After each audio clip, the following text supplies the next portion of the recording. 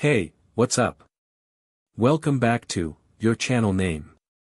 This time, we're going to dive into a story that will make you think twice before walking alone at night. Grab some snacks, turn off the lights, and listen closely. Nathaniel Clark was not an ordinary journalist. For over a decade, he had built his name investigating grim and forgotten corners of history. From abandoned hospitals to cursed mining towns, from empty chateaus to derelict war bunkers, he had seen it all. Yet, none of the places he'd visited before made his skin crawl quite like a brief paragraph buried in an old maritime journal, about a place called Ailsa Craig. The island was referred to as the place where no man can stay. Not due to harsh weather or dangerous terrain, but because every attempt to settle there had ended in unexplained tragedy. Some vanished without a trace. Others went mad. A few were discovered dead with their bodies bloated and withered, as though they'd been drowned for weeks, despite being missing only days. The sources were scattered and inconsistent, from 18th-century sailor logs to obscure conspiracy forums. But one thing was always the same: no one ever stayed longer than a night and returned unchanged. Nathaniel wasn't just curious, he was drawn to it. There was something in the idea of that island that tugged at him. Not a mere story, not a spooky legend, something deeper, something real. It didn't feel like he was pursuing the island. It felt like the island was slowly calling him. Inside a musty archive room beneath a neglected library in Inverness, Nathaniel uncovered a recording reel, nearly erased by time. The label was faded, but the date still clung to the surface, May 1957. With an old reel-to-reel player and shaking hands, he listened. The voice that crackled to life belonged to an aging sailor, his thick Scottish accent nearly slurring from what sounded like exhaustion or trauma. He described a simple fishing trip with two close friends to Ailsa Craig. They weren't staying the night. They only wanted to catch fish from waters rumored to be teeming. But when the fog rolled in, everything changed. He claimed the sea began to sing, not in any language, but in notes and rhythms that seemed to pull at something inside them. One of his friends disappeared shortly after. Only his dry shoes remained at the shoreline, like he had stepped out of them and vanished into the air. Later that night, the sailor saw shadows in the water, not boats, not swimmers, but long, reaching limbs beneath the waves, beckoning, dancing. The next morning, his last friend was gone too. Days later, he was found floating at a village pier with his mouth frozen in a scream and his tongue missing. Nathaniel played the tape over and over. The voice was real. The fear was real. And whatever existed on that island had waited long enough. Weeks passed, but Nathaniel couldn't shake the feeling that the island was waiting for him. Then an email arrived. Elena Dubois, a researcher based in France known for her work in Celtic and Nordic sea mythology, had come across one of Nathaniel's older articles and proposed a collaboration. It turned out she had also stumbled upon fragments about Ailsa Craig in a 14th-century Gaelic manuscript she was translating. Elena believed the island might be linked to pre-Christian sea deities, ancient forces older than any recorded myth, gods or spirits believed to linger at certain coastal points. She wasn't a ghost hunter, but she understood the weight of spiritual remnants, especially those tied to death or sacrifice. She saw the island not as a haunted place, but as a lingering wound in the sea. Together, they formed the plan for a documentary. Elena would focus on historical and mythical context, while Nathaniel would document the visual and environmental aspects. It was a balanced partnership, logical, academic. But Nathaniel sensed something more behind her eyes. Like him, she wasn't driven solely by curiosity. There was something personal at stake. Perhaps the island had whispered to her, too. Reaching Ailsa Craig wasn't easy. The island had no dock, no tourist trail, and was often surrounded by strange, shifting fog banks and uneven tides. After searching coastal towns for someone with a sturdy enough vessel, and the nerve to approach, they found Callum Reed. Callum was a gruff fisherman from Girvan. He didn't talk much, and when he did, his words came out in short, heavy bursts. At first, he refused the job outright. Then, after a long pause and a long look into Nathaniel's eyes, he agreed, not out of confidence, but resignation. He muttered that he'd seen another man with that same look once before, and that man had never come back. They departed early in the morning, wrapped in mist. Callum's boat was old but solid. The sky was overcast, the sea quiet, too quiet. Birds kept their distance, and the wind seemed to turn cold as they neared the island. Callum watched his compass often, frowning as the needle spun like it had lost its mind. He didn't say anything else. He didn't need to. The air itself was warning them. As Ailsa Craig finally emerged from the fog, a towering black mass rising from the sea, the silence became overwhelming.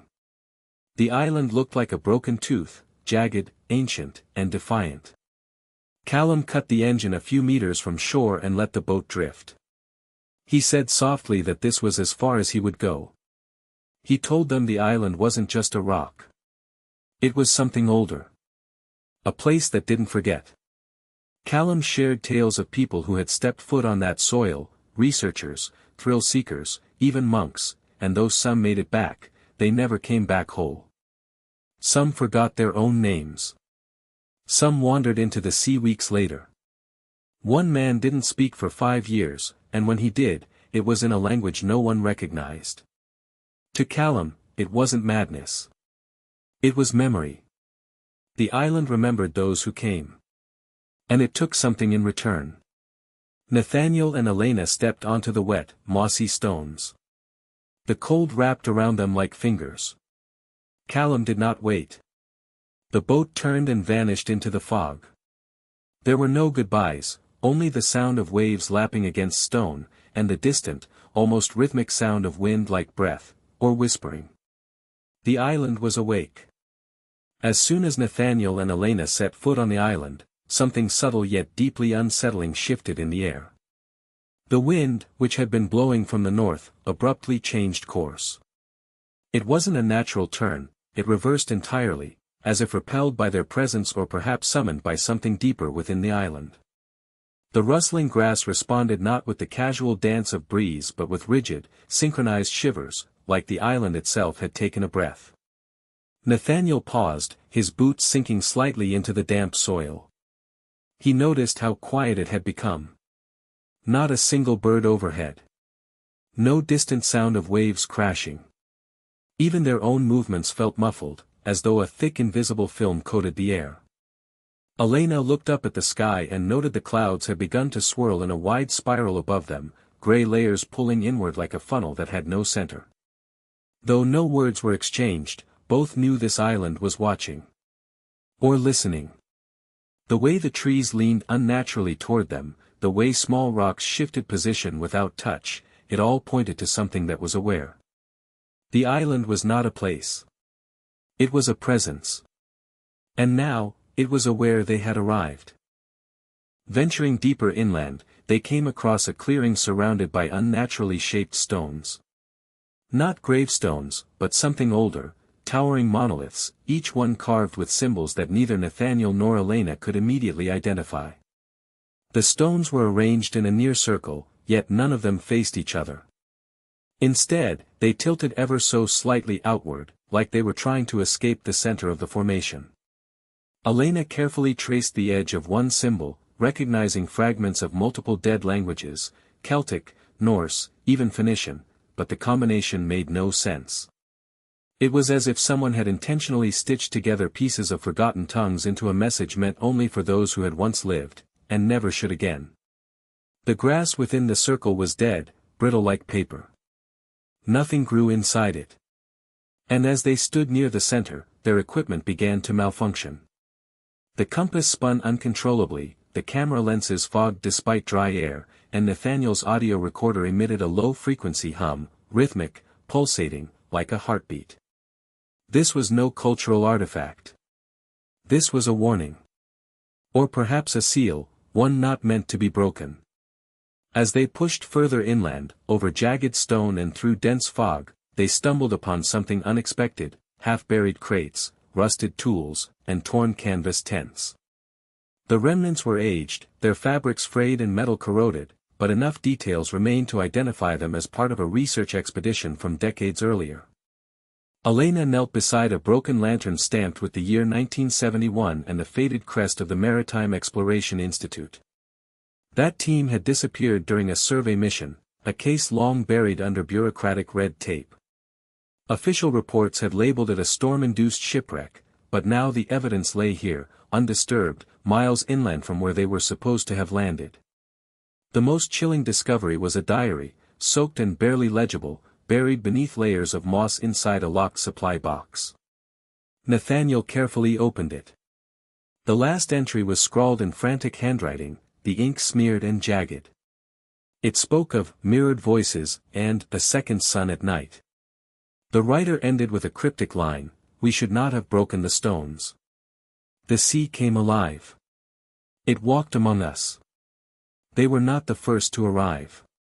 But perhaps, they were the first to still have a chance to leave." That night, as they prepared to camp near the cliffs, Elena began to feel at first, the sensation that something was moving behind them, always just out of sight. The sound of dry grass being pressed under invisible feet.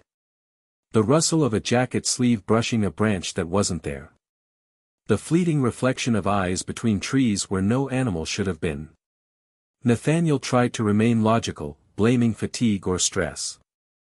But Elena's instincts sharpened with each passing hour. She began waking up moments before the recorder picked up faint breathing sounds. Her skin broke out in goosebumps whenever she turned her back to the stone circle. There were no footprints. No broken branches. But the presence remained constant, patient, hovering, learning them. When Nathaniel later reviewed footage captured while they had left the tent, he found frames that neither of them remembered recording, wide, still shots of them sleeping, captured from a distance they could not have reached without noticing. Something had used their equipment. Something had stood over them. And it had not needed a body to do so. By the third day, the tension had shifted from eerie to suffocating.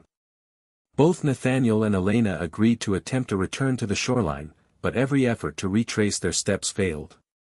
The island's geography, which had seemed stable on the first day, now twisted around them like a maze. Trees appeared in places where there had been none. Familiar stone formations reversed direction. And the ocean was no longer where they had left it. The compass, already unreliable, now pointed erratically in all directions. GPS readouts fluctuated wildly, 1 second placing them on the island, the next in the middle of the North Sea. The terrain itself seemed to stretch unnaturally. What should have taken 20 minutes to cross now consumed over an hour, and when they returned to their own campsite, it had been ransacked. But nothing was stolen. Everything had been moved. Slightly rotated, subtly misplaced, as though someone had been mimicking their routines, learning how they lived, ate, slept. A strange pattern had been carved into the dirt surrounding their tent, a series of concentric rings with no clear origin. It was a message neither of them could read, but its meaning was unmistakable. They were no longer guests. They had become part of the island's story, and the island does not let its stories end. It began as a blur across the mist. Elena caught sight of a silhouette ahead on the path, tall, backpack slung over one shoulder, just as Nathaniel had stopped to adjust his gear. The figure mirrored Nathaniel's posture with unnerving precision. She blinked, and it was gone. Later, Nathaniel noticed something similar. Far up a ridge, another figure moved, quick and silent, crossing the rocks. It wore the same jacket Elena had on. The same hair pulled into a tight braid. The resemblance wasn't close. It was identical. The phenomenon escalated by nightfall. Their motion sensor triggered several times with no living presence near the perimeter. Footsteps were caught circling the tent. From the ridge, shadows of their own bodies paced, waited, and watched. But they were never caught directly in sight for long, always slipping just out of frame, just before recognition could turn to confrontation. They weren't hallucinations. They didn't behave like apparitions. They watched, studied, and mimicked with chilling patience. The island wasn't just trapping them, it was copying them. Sleep became dangerous. Every time Elena closed her eyes, the same dream returned, salt in her mouth, lungs tightening, heavy hands pulling her deeper into dark, freezing water. But it wasn't just water, it was alive, full of whispers. Hundreds of voices rising in unison, crying out in lost languages, chanting her name in tones not heard by the living. The drowning always ended at the same moment, her eyes opening underwater, staring upward through the shimmering surface to see her own face staring back, motionless, floating above like a reflection on the surface of a mirror. Except the face wasn't hers. Not really. These weren't dreams. They were memories. But they didn't belong to her. Nathaniel noticed she began sleepwalking, standing at the water's edge in the dead of night with soaked sleeves and mud under her nails. He never heard her leave the tent. But he always found her just before the tide rose too far. On the fourth day, they realized the sun was wrong. What should have been a sunrise came an hour late, casting light at a strange, slanted angle from the north instead of the east. The shadows didn't stretch in the correct direction. Time on their watches continued ticking, but none of it aligned. Dusk arrived too early, then hung in a never-ending twilight. There was no proper night anymore, only a thick, dimming grayness that made every minute feel suspended. And yet they grew hungry at random intervals, tired after only brief activity. Their internal clocks were drifting, untethered. Even the tides behaved unnaturally, pulling in when the moon hadn't yet risen, and receding as if pushed by some invisible force. It was as if the island had slipped partially into another layer of existence, not entirely in this world, not entirely out. Time obeyed something older here, something deeper than calendars or sun charts. They began to forget what day it was. Elena thought it was Tuesday. Nathaniel insisted it was Friday. Neither could prove it. The island didn't want them to remember. It wanted them to lose track. Near the shoreline, partially buried beneath layers of black sand and driftwood, they discovered an old iron-framed mirror. It was heavy, ornate, too well preserved for something left to nature. Curious, they lifted it, and froze. The reflection staring back wasn't quite theirs. The colors were slightly off. The expressions were wrong, smiling when they weren't, blinking when they stood still. The mirror version of Elena had dark bruises around her neck that didn't exist. Nathaniel's reflection bled from the eyes, slow and steady, but his real face was clean. They both turned away at once. But when they glanced back, the mirror was blank, not cracked, not dusty. Just void. A sheer surface that reflected nothing. Then, just for a moment, someone else stood in the frame. A woman in 19th century clothing, standing still behind them. When they turned, no one was there. The mirror wasn't a mirror. It was a window. But it didn't look into the past or the future. It looked into the other side.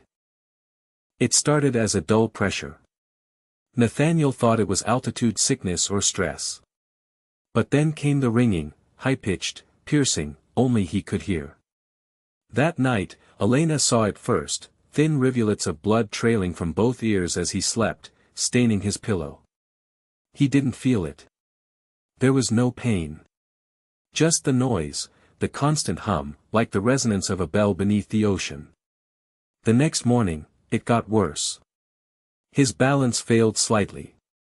He began forgetting small details, where he left the water filter, what day they landed, the sequence of their recordings. When he checked the audio equipment, he found static embedded deep in every file, and within that static, strange patterns. Pulsing tones, and layered voices whispering in reverse. He wasn't just bleeding. The island was rewriting something inside him. The silence they had feared was gone now. In its place, a constant sound they couldn't escape. And with every drop of blood, it felt like the island was listening more clearly. The moss-covered clearing near the island's southern cliffs seemed unremarkable at first, a quiet, undisturbed patch surrounded by crooked trees and a stagnant mist that never fully lifted. But Elena noticed the ground felt hollow beneath her steps. The soil, unusually soft, gave with every footfall like something underneath waited to be uncovered. Nathaniel began digging with a piece of broken metal sheeting. The deeper he went, the worse the smell became, not of rot, but of cold stone and decayed fabrics soaked in brine. Then the first bone surfaced. A human femur. Yellowed, cracked, and marked with parallel grooves that didn't match the bite of any known animal. They kept uncovering more. Not one body. Not two. But dozens, piled atop each other in layers. Men, women, children. Many still wore fragments of clothing from different eras, Victorian buttons, faded naval insignias, a scout uniform from the 1950s. Their mouths had all been forced open, jaws dislocated. Something had been taken, or put, inside them before burial. The deeper they dug, the more recent the bodies became. One wrist still bore a watch that had stopped at 2:17 a.m. Another had a recording device clutched in a mummified fist, its battery corroded but intact. When Nathaniel turned it on, static filled the air, followed by a voice screaming a name that neither of them recognized. But the voice belonged to Elena. On the fifth morning, Elena noticed dark blotches on her collarbone, circular bruises forming patterns too deliberate to be accidental. At first, she believed it was an allergic reaction or pressure marks from her gear. But as more symbols emerged across her arms and ribs, a terrifying realization set in. These were the same symbols from the monoliths. Perfectly aligned. Etched not into the flesh, but beneath it, blooming like ink across parchment. Nathaniel soon found similar marks along his spine and lower back. They didn't hurt. They didn't itch. But they pulsed faintly when they stood near the stone circle or walked too close to the mass grave. They were changing. Or being claimed. The island didn't just want them to stay. It was preparing them. Marking them like others before. Whatever lived on this island, spirit, force, or God, had already begun writing its story on them, using their bodies as its new scripture. In an abandoned supply tent left by the 1971 team, Nathaniel discovered an old instant camera. Against better judgment, he tested it. The film somehow still worked. He took a picture of Elena standing at the edge of the woods, arms crossed, squinting at the haze behind her. When the photo developed, their blood ran cold. A third figure stood behind her. It was blurred, almost smoky in form, yet unmistakably humanoid, taller than either of them, draped in something tattered, with limbs that didn't seem to bend correctly. Its head tilted sharply, and from its silhouette, thin threads of darkness reached outward, clinging to Elena like puppet strings. They checked the surroundings. No footprints. No shadows. But when Elena turned in that same spot, she claimed to feel breath on her neck, not warm, but icy. The kind that came from below. The figure didn't appear in any other photos. But the original picture kept changing. Every few hours, the figure crept closer. By nightfall, it stood directly behind her, one hand raised. Small inconsistencies began to pile up. Nathaniel remembered setting up camp near the cliffs. Elena swore they'd slept inland. Their food supplies were lower than either had recorded. Video files were missing timestamps. Days bled into each other like watercolors in the rain. At one point, Nathaniel discovered a map he had never drawn, detailing locations they hadn't visited, marked with red crosses. Then came the dreams that didn't belong to them, lives lived centuries ago, running from ships ablaze, hiding from lights under the sea, giving offerings at the monoliths. Elena awoke crying in Gaelic, a language she had never studied. Nathaniel found himself tracing symbols in the dirt with no memory of why he knew them. They weren't losing their minds. The island was rewriting them, erasing their story and replacing it with its own. Like a parasite consuming memory and identity, reshaping history to keep its truths buried, and its prisoners compliant. At twilight, as they approached the shoreline again, the air thickened with salt and static. The sea no longer roared with familiar waves, it hummed with an unnatural resonance, as if something immense beneath the surface was stirring. Then came the voices. Not shouted. Not screamed. Whispered. Sung. Elena's name drifted in on the wind, sweet and distant, like a child calling home. Nathaniel heard his own echoing in a voice that belonged to no one he'd ever known, soft, pleading, promising peace. Promising truth. They tried to resist. Covered their ears. Ran from the shore. But the voices followed, slipping through the trees, bleeding into their recordings, vibrating in their bones. It wasn't just noise. It was invitation. And deep within the tide's pull, just beneath the surface, something ancient waited, with open arms and mouths full of names. The island skies, once overcast but passive, turned vicious without warning. Wind howled from all directions, spiraling inward like a vortex anchored above the monoliths. Rain fell not in drops but in sheets, slanted and slicing, too cold to be from any normal storm system. Lightning cracked without thunder, illuminating twisted cloud formations that resembled screaming faces pressed behind a veil. Elena checked the emergency flare gun. It was soaked and non-functional. Nathaniel's satellite phone powered on, but it could no longer connect, every GPS signal scrambled into gibberish. Compass needles spun in slow, mocking circles. The ocean itself transformed into a barrier. Waves rose unnaturally high, smashing into black cliffs as if trying to climb them. When they reached the beach, the tides didn't recede. They held their line, watching. The island wasn't just keeping them from leaving. It was sealing itself. Closing its jaws around them like prey finally too weak to run. They returned to the monolith circle out of desperation. The drone in the air had become unbearable, like 1,000 tuning forks vibrating just beneath the surface of hearing. But as they approached, something changed. The stones pulsed with warmth. Not sun-warmed stone, but internal heat, like a heartbeat. When touched, they hummed against the skin, vibrating with low frequency that resonated straight into the spine. It made teeth ache. It made thoughts drift. It made obedience feel reasonable. Symbols once faded were now glowing faintly beneath the moss. Elena knelt to examine them and immediately fell into a kind of trance, hands unconsciously moving in rhythmic patterns as if in ritual. Nathaniel had to drag her away, but even then, she kept mumbling words he didn't understand. The stones were not monuments. They were machinery. Still functioning. Still listening. And waiting for something, or someone, to complete the circuit. While seeking shelter in a crevice near the northern ridge, they stumbled across a small wooden crate, half-rotted and sealed with rusted nails.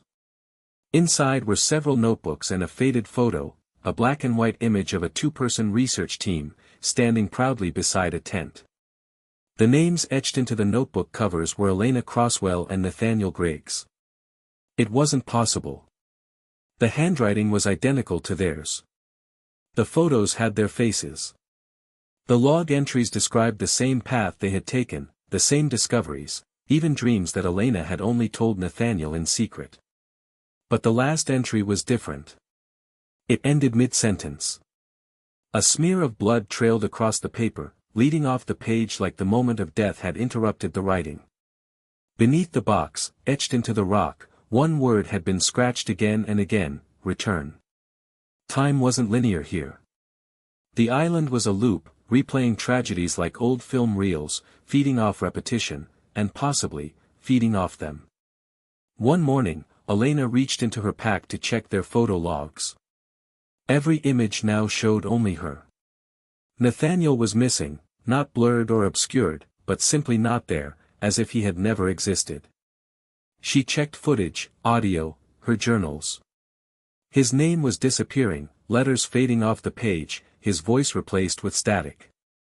Even her memories were growing thin, recalling events, but not his presence in them. And yet he stood right beside her. Nathaniel, meanwhile, felt colder each day. His limbs slower. His thoughts harder to hold. He looked at his hands and saw the skin had dulled, desaturated, as though the color of life was being leached from him. When he reached for Elena, his fingers sometimes passed through hers without resistance. The island was editing him out. It didn't need both of them. It only needed one to tell the story. And the other, a shadow, a casualty, was being erased. As twilight fell into a permanent dusk, the island began to change again. Lights, faint and bluish, lit up the circle of monoliths. The moss peeled back. The ground trembled slightly, pulsing with slow, rhythmic surges. Elena stood frozen as her marked skin began to glow softly, the symbols aligning perfectly with those on the stones. Her breath came in ragged gasps. She wasn't resisting. She was compelled. The ritual had already begun. But it wasn't being performed by them. They were the offerings, not the officiants. Nathaniel saw the old journal again, lying open on the altar stone at the center of the circle. The final page had updated itself. New text appeared in handwriting that mimicked his. The story continues. One must stay. One must return. One must never remember. The storm raged above them. The voices beneath the sea sang louder. And at the heart of the island, something ancient and vast began to wake. The night stretched unnaturally long, as if time had stalled over the island. Shadows grew deeper than possible, absorbing light instead of reflecting it. Elena, lured once again by the strange vibrations, returned alone to the monolith circle. There, at the center, she saw herself. Not a reflection, not an illusion, but her body, identical in every detail, lying lifeless on the stone slab in the center of the monoliths.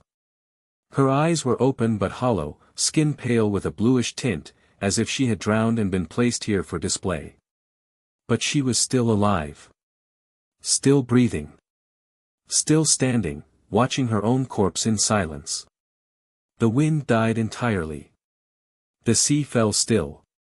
And the realization struck like thunder in her mind, the ritual had already succeeded once. This wasn't the first Elena. It wasn't even the second. She was just the latest copy. One of many. Each iteration left behind like an empty skin, vessels discarded when the island was done extracting what it needed. When she fled the circle, she returned to the remains of their last shelter. There, the journal sat atop a weather-warped crate, pages flipping slowly though no breeze stirred the air. Then the writing began. Line by line, in a script she recognized as her own, the journal documented events before they happened, her next movements, the words she would whisper to herself, the moment she would find Nathaniel kneeling at the edge of the cliff. And she did. Exactly as written. But the last line chilled her blood.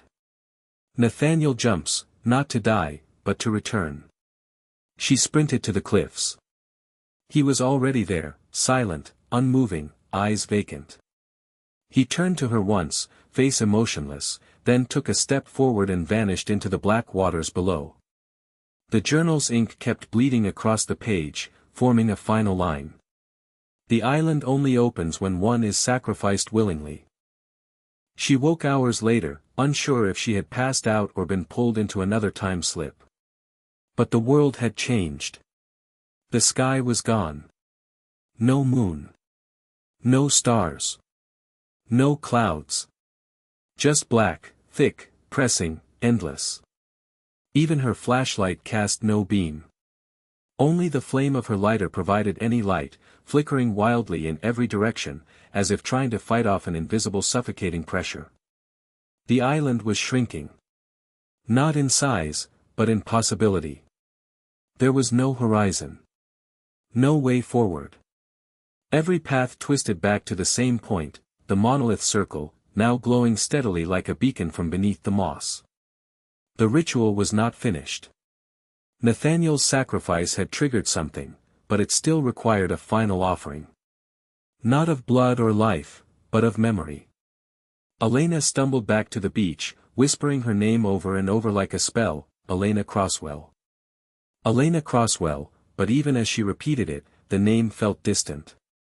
Foreign. As if it belonged to someone else. A story she once read.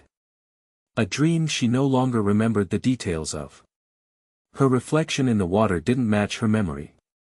Her voice sounded unfamiliar in recordings. Her journal entries, written in her own hand, felt like they were authored by someone else entirely. She was being unwritten. The island didn't just trap the body, it rewrote the soul. Identities melted into its soil, recycled across centuries, used to complete stories left unfinished.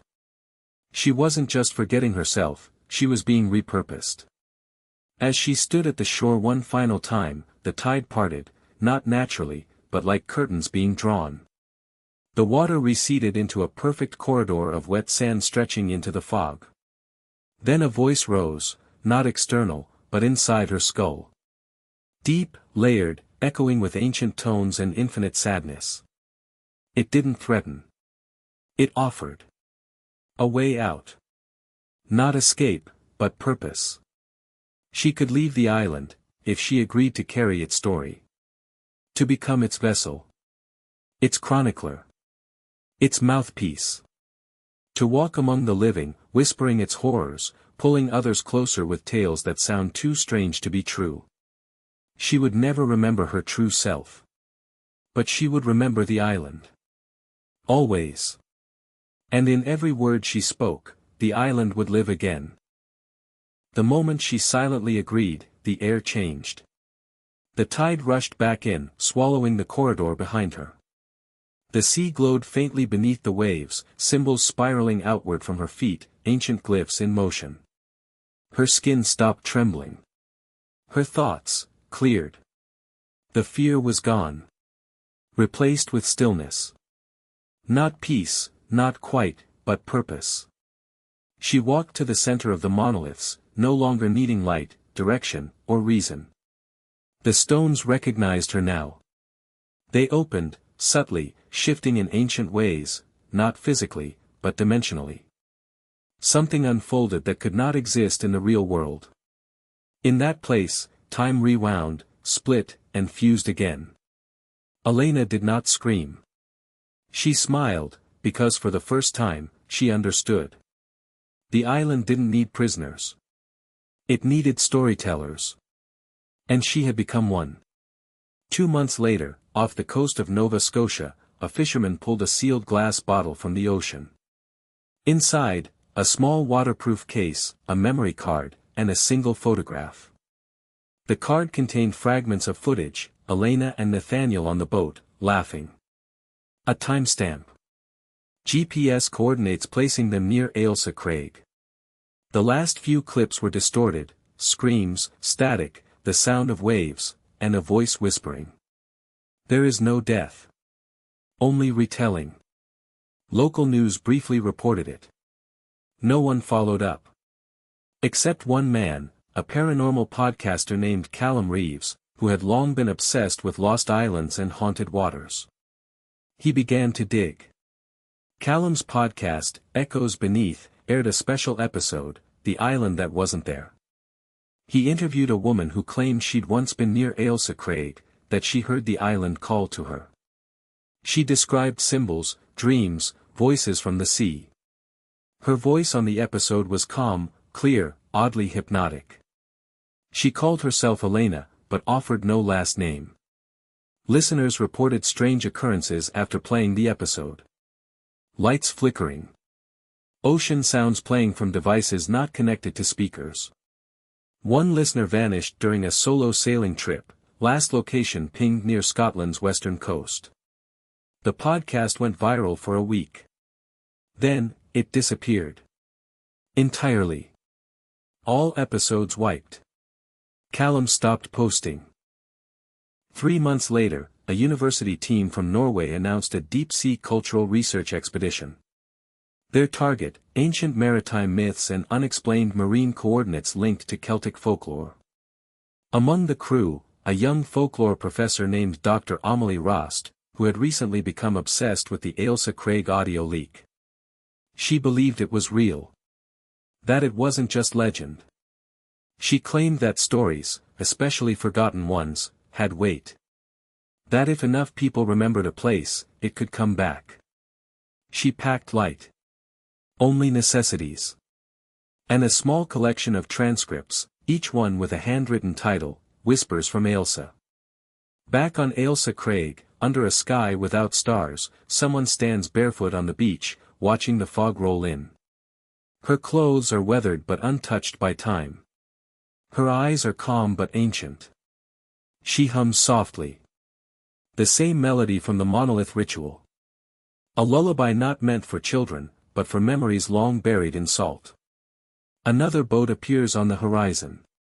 The fog parts, just enough. Elena smiles. The story is ready to begin again. Roll credits. That was our story for tonight. Do you think it's just an ordinary tale, or is there something more to it? Share your thoughts in the comments. Don't forget to like, share, and subscribe so you won't miss the next stories. See you, if you still dare to watch next time.